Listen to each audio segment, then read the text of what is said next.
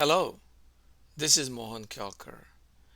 We know that the climate change is caused by emission of greenhouse gases such as carbon dioxide and methane. Instead of discussing the climate change in abstract, in this video I want to talk about my own carbon footprint, what it was 50 years ago, what it is now, and what are the differences in my life which cause the difference in the carbon footprint. According to Oxford Dictionary, carbon footprint is the total amount of greenhouse gas, including carbon dioxide and methane, which is generated by one's action. So what was the difference when I lived in 1960s in India versus when I live in 2020s in the United States? Let's talk about different aspects of life.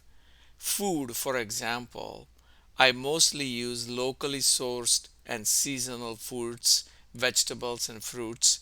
The food was rationed, most of the grains, sugar, cooking oil was limited, and it was only provided to family based on ration card. It was fresh, we didn't have refrigerator. Whereas in the United States, everything is available all the time. There are no seasons. All the fruits and vegetables are available all around the year.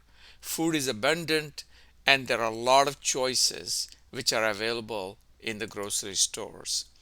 The peaches, which are grown in Argentina and packed in Thailand, are available in the grocery stores in the United States. I ate mostly at home in India, whereas I eat quite often in restaurants in the United States.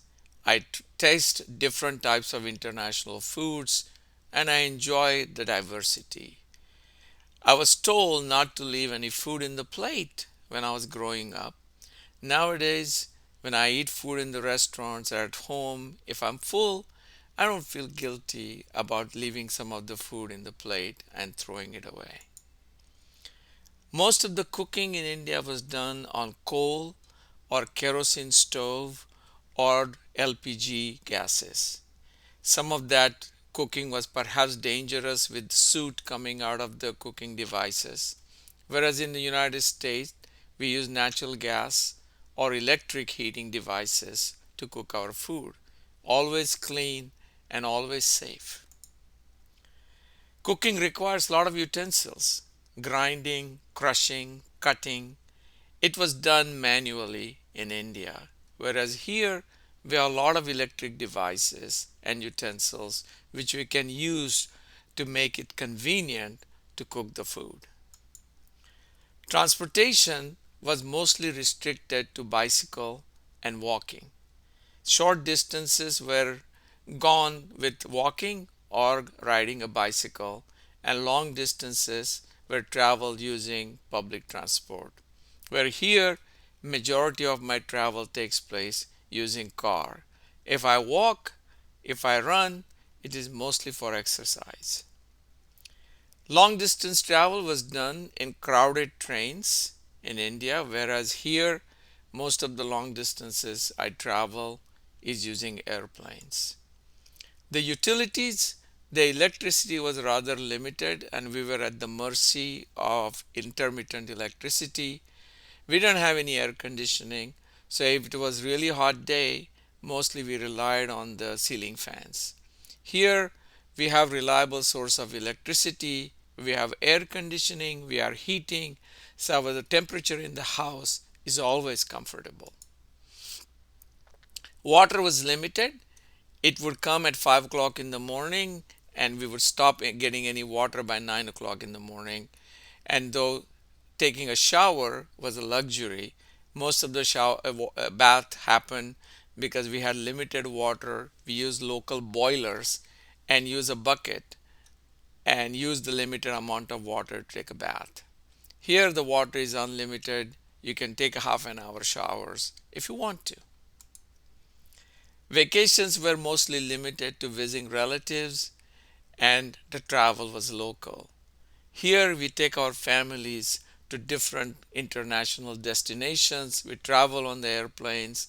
We live in nice hotels. and we visit different locations. Very limited clothes were available in India.